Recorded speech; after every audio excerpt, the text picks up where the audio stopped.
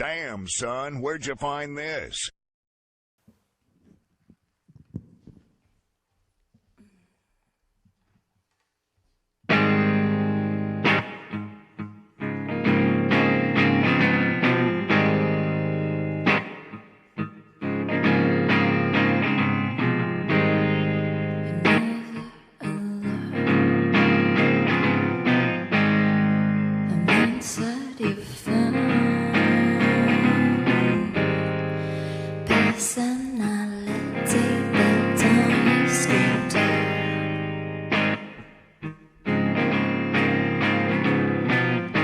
I said I'm sorry, I'm sorry, I'm sorry.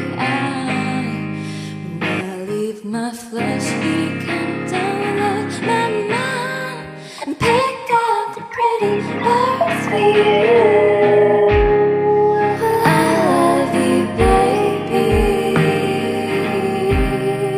I love you too.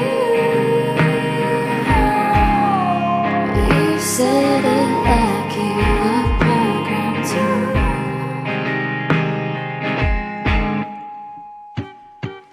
White lines on diamond plates, die for someone to get.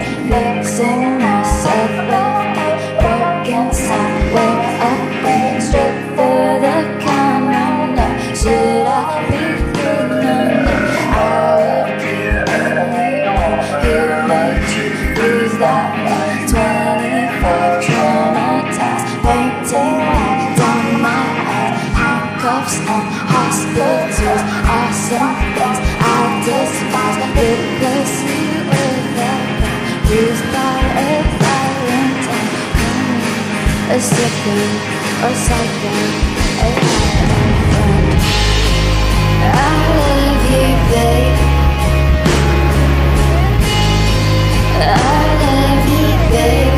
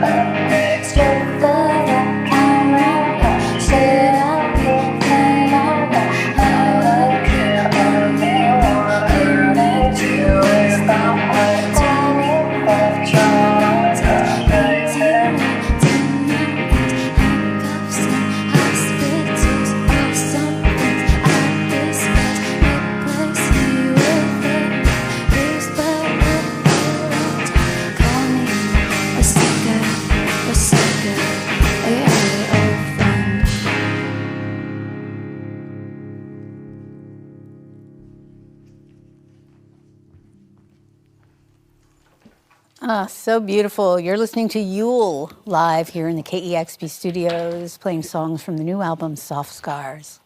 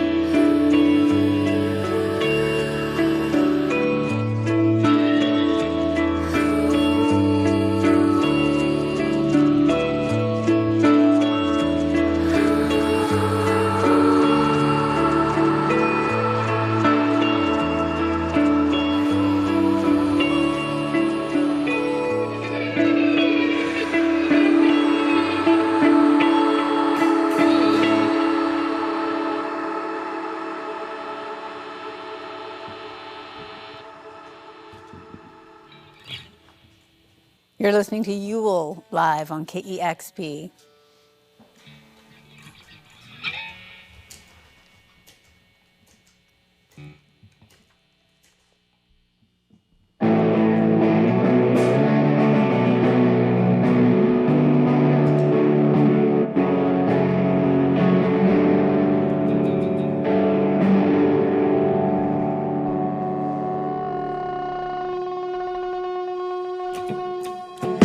Throw me a bone so I can heal, a potion no one else can feel.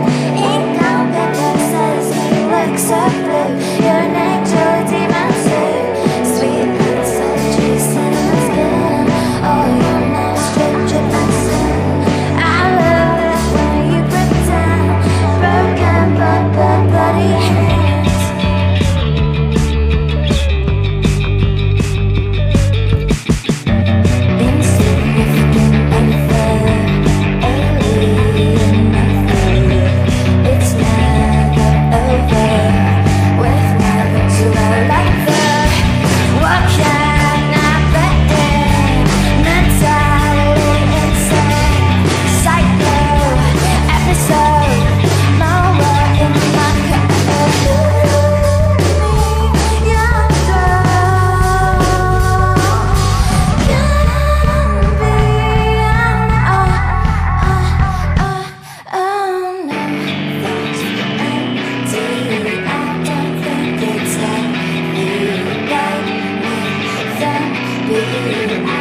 Just like candy, why don't I smile? It's just been a little while. Where did I end up again? Porcelain, cinnamon skin.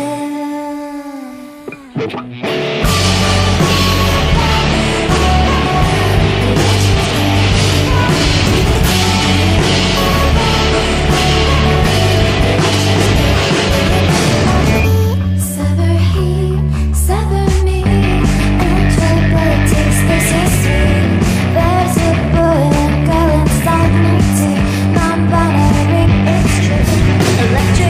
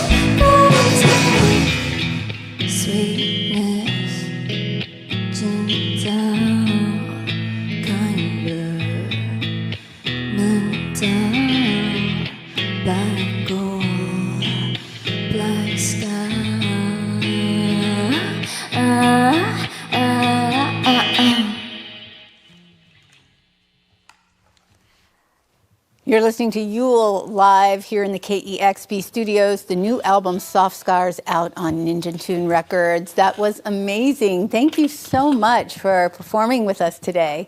Thank you for having us. I love it. And Nat, you're someone who's mostly worked alone. And if I'm not mistaken, this is the first time you're touring with a live band. What brought you together with Ryan and Sasami, and how has playing shows with a live band changed the way that you perform and just bring yourself out into the world? So I actually started as like a bedroom producer. So I was writing music all on my own, like me on Ableton, mixing, mastering, everything songwriting on my own. And only in Soft Scars it's been much more collaborative. And I realized how much joy that brought me. Because I feel like when you figure out your sound, it's interesting to see how other people's input integrates with your aesthetics sonically. And so I actually found Sasami. Well, I don't know if I found you, but I saw you open for Mitski at the Roundhouse. And I was like, who is she? That's how we all feel when we first see Sasami. And then I messaged her on Instagram. We had a lot of mutual friends, and that's how I was like, do you want to play guitar for me on my tour? And she was really down. And Ryan I met through Sasami. But everyone knows that Scorpio and Sagittarius are very hectic. And Ryan enables like very hectic behavior. in the band. So I don't know if that's a good thing. Well, I love to see how happy you all are and just see the interaction with you even before the performance started today. It's just so joyful and playful and fun. And I've read in interviews before where you've talked about how lonely it felt being on tour and on stage by yourself, and that you just yearn to be around people that you love and respect. And it feels like you've done that, and that it's just both creatively and emotionally nourishing for you. Yeah, you know, it's like it's strange because when you read stuff on like the internet, people are like, "Oh, you look so happy now," but it's like, you know, I'm trying to surround myself with more love. I feel like my life has always been very solo, very isolated, and even in music making, it hasn't really been collaborative as much as it is now. So I realized, like, yeah, I feel like touring is a whole different beast, you know, from like writing the record, and it takes a lot of like, it's like militarized training almost. I don't know, there's something about touring that you need to get right, you know, in order to enjoy it. And you feel like you're getting there? I feel like with tour, I mean, I love playing shows because it makes me feel like my music is real and I have fans and stuff, you know, like, whoa, like, I don't know, when everything's online, it's like, you don't know? I don't know, it's like, is it real? You know? So I want to be able to enjoy that and take in, like, the adrenaline from, like, playing live, but also, like, be able to take care of myself almost, you know?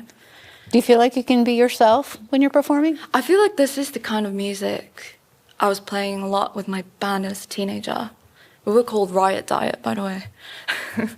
And actually, my guitarist Marcus, I like caught up with him recently. He's doing well, but yeah, like I feel like at the time I didn't know how to make music like that alone as a like a producer. You know, you needed like really special equipment, or like you needed like sessionists and stuff. And I guess over time I just found people who believed in my project. And well, speaking of, I heard that you wrote this amazing album in the span of just 1 week. Can you talk a little bit about that process? 1 week? Is that true? Wait, what are your sources? From where? I'm not sure exactly where I read that, but more than one place. No, I did not. I didn't say I wrote in 1 week. I did write... Look at me spreading rumors already. Yeah, no, spread misinformation. I wrote this record in like... I think it was like just below 2 years. Oh, that's not even close to a week. Yeah, so it was when I was writing Glitch Princess, I was already writing Soft Scars. So Don't Be Sonya and Beauty was supposed to be in Soft Scars. But I was like, no, I want to put it in the record to hint at what's coming next, you know?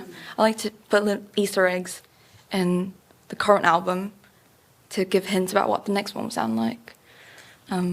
But yeah, it's like, I was touring last year too, and it's really hard to write music when you're on the road a lot, or like when you're flying everywhere, and like, you know, when your producers, you work with them remotely. Like my exec producer for this record is Kin Leon's amazing ambient artist from my hometown as well, Singapore. So we were like both, like, we were separated and we were both in the same city, and then it was just weird to like work in person and then apart. So that's why it took a bit longer. See, in my mythology, the two of you holed up somewhere for a week and did the whole record, but I don't know if I want to stick with that because I like the Easter egg. We wrote, okay, too. maybe we wrote like Sulky Baby Dazies, XWX, That's couple a lot. tracks. Yeah, we wrote like 5 songs in one sitting in like a week, but like polishing took like, you know, a while. Because like Aphex Twin Flame had, no, not Aphex Twin Flame. That one we did in one take in Abbey Road Studios. I think it was like Dazies or something. We couldn't figure out the end, and then we were like, "Oh, why don't we just slow it down?"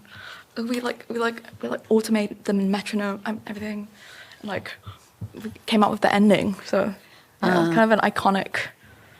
It sounds like a really fruitful project that the two of you working together came out with this incredible record. Thank you. Yeah, I feel like it's very rare to find someone who appreciates like a specific era of music. Well, speaking of which, I feel like there's a mix of nostalgia tinged alternative rock with this glitchcore that is so fascinating and sonically intriguing. Do you recall how you kind of decided to bring those two things together, or did it just come innately to you?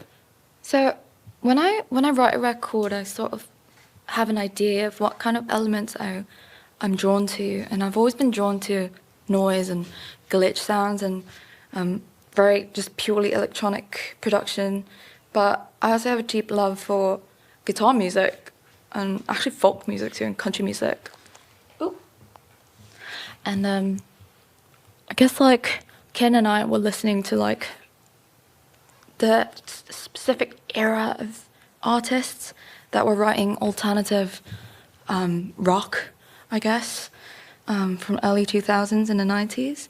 So we integrated that kind of compositional element into how we usually produce music. And I think there's some artists, like contemporary artists out there who are doing some similar stuff. But I think, like, I just like told them, can you imagine like country music but with like auto-tuned like vocals? Like that's kind of hard. Like, you know, like hard style folk. I don't know, like cyber twee. So that was what we're trying to go for, I think. Well, sonically, it's really exciting, I feel like, and you're really digging into some deep things in this song in the songs as well. I heard you were doing a lot of personal journaling and healing through this record. Oh yeah. Tell me a little bit about the songs. Oh yeah, so actually, you know what? It's funny you mentioned that today because I stopped writing for a bit because I realized that, you know, when you do something so often, there's like a pattern and you start seeing things like a cycle of stuff.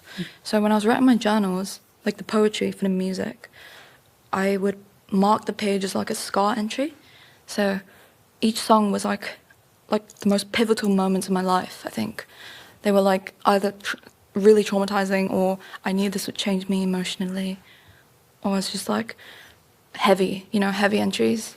So I realized like I was doing that a lot and looming on specific like themes, which I thought was quite toxic. So I had to stop writing to try and rewire like the way I perceive my physical reality, because I feel like there's so much you can put into a song thematically as an artist, but like also it's a way of release. So once that's over, you close the book, you know, it's like you kind of imprint that scar and it's gone. So that's kind of I feel like that's why I called it Soft Scars, because it's a collection of those scar entries.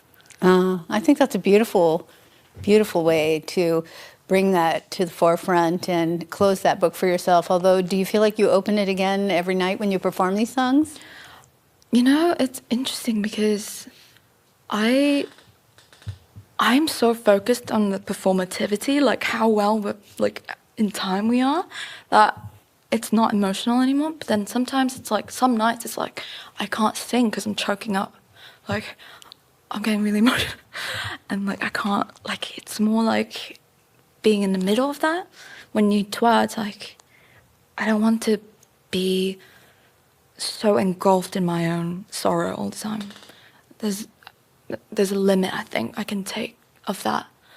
And it's about controlling that amount. I feel like that's the beauty of performance and also sharing your music. Well, there's a real synchronicity between the three of you. I appreciate you so much coming today to perform the songs from this beautiful album, Soft Scars. Thank you so much. Thank you so much for having us. It's been such a pleasure. I want to thank Yeule for stopping by today to perform songs from the new album, Soft Scars. And thank you so much to our wonderful listeners and viewers for making sessions like this possible. You can subscribe to our YouTube channel, get notification every time we launch a new video, and find out more about us at KEXP.org. We are listener-powered, supported by you. You can make a gift anytime. Once again, thank you so much. It's Yeule, live on KEXP Seattle. Discover new music at listener-powered KEXP.org.